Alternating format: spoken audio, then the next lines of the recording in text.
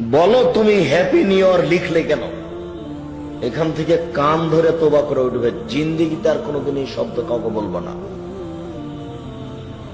তুমি অশিক্ষিত, তোমার জাতি অশিক্ষিত, তোমার মাস্টারও অশিক্ষিত। তুমি এটাকে স্বাগতম জানালে কি করে? শোনো, শুধু তাই নয়, যারা জানুয়ারি 1 তারিখে শুভদিন বলেছে, যারা পহেলা বৈশাখকে শুভদিন বলেছে, তাদের বিচারের মাঠ হবে ইহুদিদের সাথে, খ্রিস্টানের সাথে তাদের বিচারের মাঠ হবে হিন্দুদের সাথে তাহাজ্জুদ পড়লেও।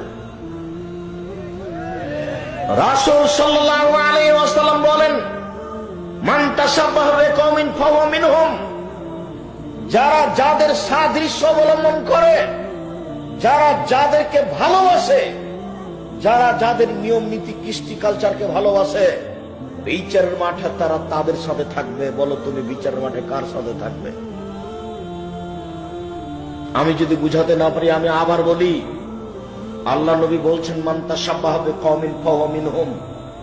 যারা যাদেরকে ভালোবাসে, যারা যাদের নিয়ম নীতিকে পছন্দ করে, যারা যাদের পোশাক আশাককে ভালোবাসে, যারা যাদের কৃষ্টি কালচারকে ভালোবাসে, বিচারের মাঠে তারা তাদের সাথে থাকবে। বলো তুমি হ্যাপি নিউ ইয়ার লিখলে কেন? বলো তোমার বিচারের মাঠ কার সাথে হবে? তোমার বিচারের মাঠ ইহুদি নাসারার সাথে হবে। তুমি সাবধান থাকো, তুমি একজন অশিক্ষিত মানুষ।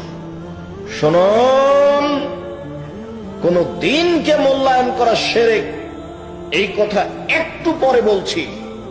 আপাতত বলে গেলাম, আপনার পরকাল ইহুদি খ্রিস্টানের সাথে তওবা করা ছাড়া কোনো পথ নাই। আপনি একে স্বাগতম জানালেন কেন? এতে আপনার আনন্দের কি আছে? ইহুদিদের দিনের সাথে আপনার আনন্দ কি করে হয়? এই ইহুদি খ্রিস্টান মুসলমানের চিরশত্রু, আর তুমি কি করে জানুয়ারির 1 তারিখে শুভ দিন বলে আনন্দ ফুর্তি করো? তুমি মুসলমানের বাচ্চা, তোমার লজ্জা হয় না? তোমার গোশত মুসলমান, তোমার রক্ত মুসলমান, তোমার মেজাজ মুসলমান, তোমার বুদ্ধি মুসলমান, তোমার বিদ্যা মুসলমান, তোমার নীতি মুসলমান।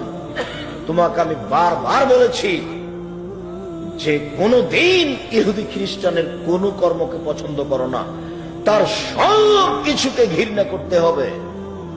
তার নীতিগুলোকে জানার জন্য, দেশের এই নোংরা নীতি জানার জন্য আপনাকে আমি একটা বই পড়তে বলেছিলাম, যে শিক্ষা বনাম জাহেলিয়াত। শিক্ষা বনাম জাহেলিয়াত বইটা পড়েন না কেন? 10 বার পড়বেন। শিক্ষা বনাম জাহেলিয়াত বইটা 10 বার পড়বেন। সব শিক্ষামন্ত্রীকে বারবার উপদেশ দেওয়া আছে। শিক্ষামন্ত্রীকে আরো পড়া লাগবে, ও আবার কি বই লিখবে? ওই তো নিজেই কিছু বুঝে না ধর্ম কর্ম কাকে বলে। যেমন তুমি তুমি আমার মোবাইলে লিখেছে হ্যাপি নিউ ইয়ার, তুমি আমার মোবাইলে দিয়েছ। তোমার কি সাহস? তুমি আমাকেও দাও এই আমার মোবাইলে যে হ্যাপি নিউ ইয়ার। তুমি হিসাব পাও না?